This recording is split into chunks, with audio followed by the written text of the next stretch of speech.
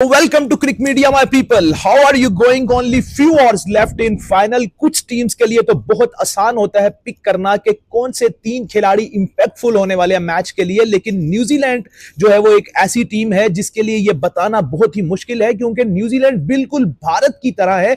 New Zealand की team बड़ी ही well मैनेड है, वेल बैलेंस टीम है और वो उसका हर खिलाड़ी इंपैक्ट बनाने जो है वो जानता है। तो मैं काफी देर पहले ये सोचता रहा कि कौन से तीन ऐसे खिलाड़ी हैं जो भारत को टफ टाइम दे सकते हैं फाइनल में। तो बड़ी मेहनत के बाद मैंने वो तीन खिलाड़ी बनाए हैं। जैसे कि मुझे याद है कि मैंने चैंपियंस ट्रॉफी स्टार्ट होने से पहले प्रेडिक्ट किया था कि इंडिया वर्सेस न्यूजीलैंड का फाइनल आएगा। आप मेरी वीडियोस देख सकते हैं, तो वही हुआ। हालांकि बड़े बड़े मैचेस पड़े हैं, लेकिन ये दो बेस्ट टीम्स फाइनल्स में आई हैं। बहुत बड़ा तगड़ा हॉट मुकाबला होने जा रहा है जो है भारत बनाम न्यूजीलैंड जो है। तो मजीद जानने से पहले कि कौन से तीन खिलाड़ी ऐसे इंपैक्टफुल हो सकते हैं और किनको जरूरी रोकना होगा भारत को, अगर इनको ना रोका तो भारत किसी सूरत नहीं जीत पाएगा। ये तीन खिलाड़ी अगर रुक जाएंगे तो भारत की जीत पक्की है। वो कौन से खिलाड़ी हैं, जानने से पहले क्रिक मीडिया को सब्सक्राइब करें, बेल आइकन लाजमी दबाएं ताकि क्रिकेट की तमाम अपडेट्स और तमाम एनालिसिस की वीडियोस सबसे पहले आप तक पहुंच सकें। रोहित शर्मा की कैप्टनसी में अगर भारतीय क्रिकेट टीम की बात की जाए तो नो डाउट के पीछे वो काफी ज्यादा एक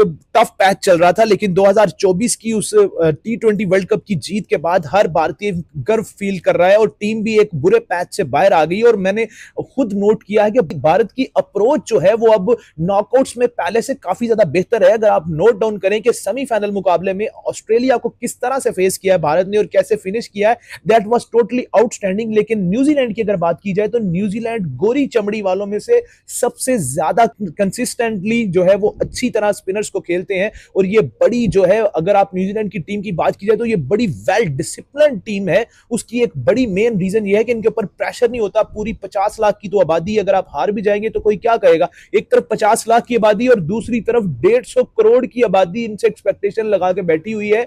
150 करोड़ बंदा जो है वो एक्सपेक्ट कर रहा है जी ट्रॉफी आनी आनी आनी आनी आनी आनी है, बस इंडिया ही जीतेगा। तो बस एक्सपेक्टेशन है ही, ये हार की तो बात ही कहीं नहीं है भाई।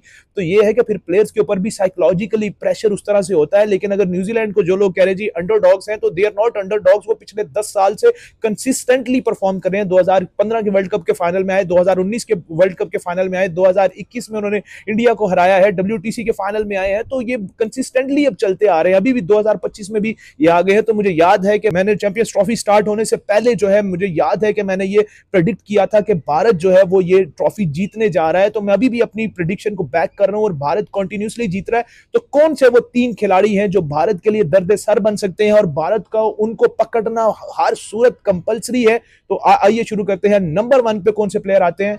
मेरे नंबर 1 पे जो प्लेयर आते हैं वो है रचिन रविंद्रा। बड़े लोग ये सवाल करेंगे केन विलियमसन के ऊपर भी रचिन रविंद्रा, लैथम के ऊपर भी रचिन रविंद्रा, डैरल मिचेल के ऊपर भी रचिन रविंद्रा। तो आंसर इज यस, क्योंकि रचिन रविंद्रा एक इतना बड़ा इंपैक्टफुल प्लेयर है जिसकी लोगों को समझ नहीं आ रही। उसके 500 हैं और 5 के 500 उसके आईसीसी टूर्नामेंट्स में हैं, जिसमें से 3 आए थे ओडीआई वर्ल्ड कप 2023 में और 2 आए हैं इस टूर्नामेंट के अंदर, चैंपियंस ट्रॉफी के अंदर। तो रचिन रविंद्रा टोटल आउटक्लास कर रहे हैं। इतना ज्यादा वो ब्रिलियंट खिलाड़ी है कि अगर आप उसके 5 के 500 देखें तो जो सबसे लो स्ट्राइक रेट है वो 106 का है, यानी 106 के स्ट्राइक रेट के साथ जो है वो उसने अपना सबसे लो 100 कंप्लीट किया और सबसे ज्यादा 130 है। और उसके अलावा एवरेज 125 126 की एवरेज के साथ वो शो करता है। तो वो इनिंग को लेके चलने वाला खिलाड़ी है जो कि एवरेज रन रेट नीचे नहीं आने देता। और वो उस तरह से ट्रेविस हेड भी आप नहीं कह सकते, क्योंकि ट्रेविस हेड जो है वो ब्रूटल शॉट्स खेलता है, तो उस तरह से वो इनिंग को नहीं लेके चलता। वो एक बड़ा इंटेलिजेंट खिलाड़ी है, बड़ा एक स्टाइलिश प्लेयर है, बड़ी उसकी ब्यूटीफुल किस्म की शॉट्स होती हैं। वो एरियल शॉट्स खेलता है, वो गैप्स निकालता है, वो स्पिन को बड़ा अच्छा फेस करता है, वो फास्ट के अगेंस्ट बड़ा अच्छे माइंडफुल शॉट्स खेलता है।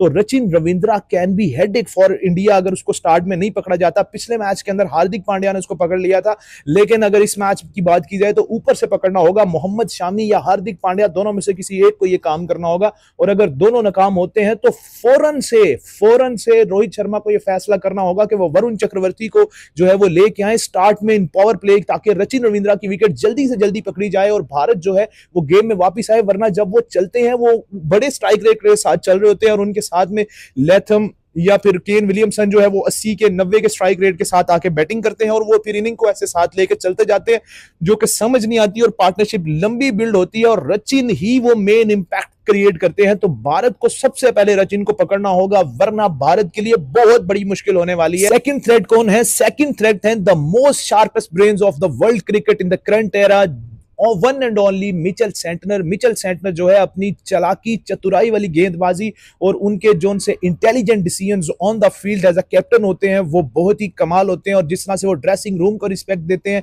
जिस तरह से फील्ड चेंजेस और बॉलिंग चेंजेस करते हैं, वो बहुत ज्यादा इंपैक्टफुल होते हैं। और अगर उनकी बॉलिंग की बात की जाए तो अगर भारत पावर प्ले में एक विकेट गिराता है तो पावर प्ले खत्म होते साथ ही वो खुद आ जाएंगे बॉलिंग करने के लिए, जो कि भारत के लिए काफी ज्यादा खतरनाक साबित हो सकता है, क्योंकि भारत के टॉप 4 के अंदर सारे राइट हैंडेड बैट्समैन है। तो जो वाइड द रेंज बॉलिंग करते हैं वो वाइड्स के ऊपर बॉल करते हैं और उनकी वेरिएशंस बड़ी खतरनाक होती हैं। आप देखें जी, एकदम से वो 92 की बॉल करते हैं और अगली 82 की कर देते हैं, और इसी तरह से वो बॉल कभी ऑफ खिलाते हैं कभी ऑन खिलाते हैं। और खसूसन विराट कोहली के अगेंस्ट मिचेल सेंटनर बहुत ज्यादा ट्रम्प कार्ड और क्रूशियल साबित हो सकते हैं, क्योंकि विराट कोहली नो डाउट के बहुत अच्छा इस टूर्नामेंट में खेल रहे हैं अगेंस्ट ऑल द बॉलर्स, और मैं प्रेडिक्ट कर चुका हूं कि Virat Kohli will be the man of the tournament, player of the tournament. ये तो अब वक्त बताएगा, लेकिन मैंने पहले ही स्टार्ट होने से पहले बता दिया था जब वो आउट ऑफ फॉर्म थे।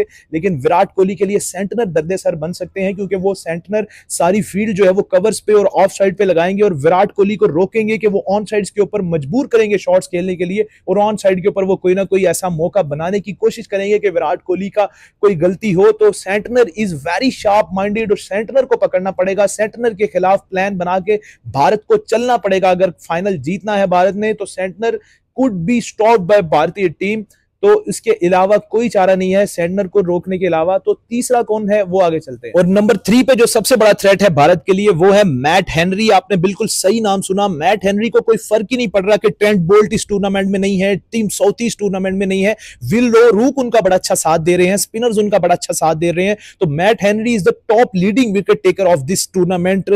अभी तक जो है वो सबसे ज्यादा टॉप कर रहे हैं, 10 विकेट्स वो ले चुके हैं। तो मैट हेनरी की अगर टोटली बात की जाए तो वो स्टिक रहते हैं बेसिक्स के साथ, वो उनकी लेंथ बड़ी कमाल की, बड़ी शानदार जो है गुड लेंथ के ऊपर बॉल्स होते हैं, आगे बॉल उनके बड़े जबरदस्त होते हैं। स्टार्ट के ओवर्स में सबसे चीज जो दूसरों से उनको अच्छा बनाती है वो ये है कि मैट हेनरी को फर्क नहीं पड़ता कि उनके साथ कौन सा बॉलर कर रहा है, वो बड़े बड़े बैट्समैन को उनको फर्क नहीं पड़ता, वो अपनी प्लान्स के साथ रहते हैं, वो आउट ऑफ द प्लान्स नहीं जाते, वो कुछ नई नई चीजें नहीं करते, वो बेसिक्स के साथ स्टिक रहते हैं। इंतहाई सिंपल प्लान्स होते हैं जो कि बहुत ज्यादा दर्देसार बन जाते हैं टॉप ऑर्डर के बैट्समैन के लिए। तो मैट हेनरी जो है वो इंपैक्ट क्रिएट कर सकते हैं आपके मेन प्लेयर्स को आउट करके, और अगर ऊपर से वो कोई 2 विकेट्स चटका देते हैं खुदा ना खास्ता भारत की, तो बहुत बड़ा नुकसान हो सकता है। फिर अगर ऊपर से अगर आप मैट हेनरी को सर्वाइव करके बाकी के ओवर्स आप स्पिनर्स को खेलते हैं, फिर आप फ्रीली स्पिनर्स को खेल के आप अच्छा स्कोर, अच्छा टारगेट सेट कर सकते हैं। तो मेरे हाल से जो पिछले मैच में ऑस्ट्रेलिया के खिलाफ विकेट बनाई गई थी वो थोड़ी सी हार्ड थी as compare to last 4 games जो है, तो मुझे लग रहा है कि उसी तरह की विकेट बनाई जाएगी, जो कि इस मैच में भी तो भारत उस विकेट को जान चुका है। अगर भारत टॉस जीतता है तो यकीनन पहले बैटिंग करनी चाहिए, और बैटिंग करके भारत 300 तक स्कोर पहुंचा सकता है। अगर मैट हेनरी को आप ऊपर से जो है वो कोशिश करके अगर आप उसके ओवर्स निकाल देते हो और अगर आप उसको विकेट नहीं देते तो फिर आपको स्पिनर्स को खेलना बड़ा आसान हो जाएगा। तो कम से कम 280, 290, 300 तक सोचना चाहिए। 280 से 300 के दरमियान भारत अगर टोटल सेट करता है तो भारत कल के लिए फेवरेट है। भारत की पूरी स्ट्रेंथ टीम है, भारत की टीम के अंदर डेप्थ है, भारत की टीम के अंदर स्ट्रेंथ है, भारत की टीम के अंदर लीडर्स हैं, भारत की टीम के अंदर सीनियर्स हैं, भारत की पूरी टीम कंप्लीट है। मेरे व्यूज ये हैं कि भारत जो है वो आईसीसी चैंपियंस ट्रॉफी 2025 का फाइनल जीतने जा रही है, लेकिन इसके लिए सिर्फ मैं भारतीय टीम को ये 2 मशवरे दूंगा कि टॉप के ऊपर से रोहित शर्मा और शुभमन गिल को भी परफॉर्म करना होगा और बाकी बैटिंग लाइनअप को भी परफॉर्म करना होगा। रोहित और गिल जो है वो उस तरह से परफॉर्म नहीं कर पाए, आप सिर्फ कोहली और श्रेयस पे डिपेंड करेंगे तो ये चीज खतरनाक हो सकती है। लेकिन ओवरऑल आई से कि भारत इज वेरी फेवरेट। कल इंडिया इस मुकाबले को जीतने के लिए बहुत फेवरेट है, लेकिन इन 3 थ्रेड्स का मुकाबला कर लें और कल ट्रॉफी लेके घर आ जाएं। देखते रहिए क्रिक मीडिया। अब तक के लिए अल्लाह हाफिज।